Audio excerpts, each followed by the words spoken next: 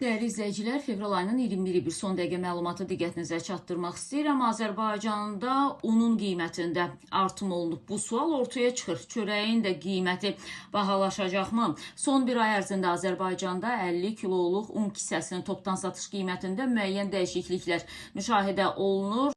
Anadolu Qida MMC və Aveta MMC qiymətlərinin kiçik bir artımla 27 manat 70 qəpikdən 27 manat 80 qəpiyə yüksəldiyi deyilir. Eyni zamanda bir sıra digər şirkətlər də unun topdan satış qiymətlərinə 10 qəpik əlavə eləyiblər. Maraqlıdır ki, Qarabağ un MMC qiymətində kiçik azalma eləyib, Avrora MMC-də isə artım olub. Dövlət Statistika Komitəsinin məlumatına görə Azərbaycanda unun pərakəndə satış qiyməti hər kiloqram üzrə 2026-cı ilin yanvarında yerli istehsal üzrə illik 0,3% artaraq 1 manat 29 qəpik, xarici istehsal isə 4,23% artaraq 1 manat 78 qəpik olub.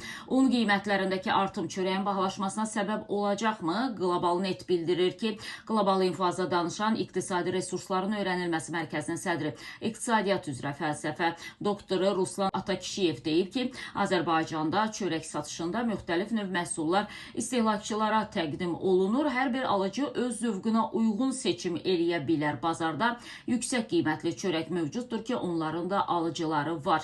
Ən ucuz çörək də var və əsasən əhalinin həssas təbəqəsi bu məhsullardan yararlanır.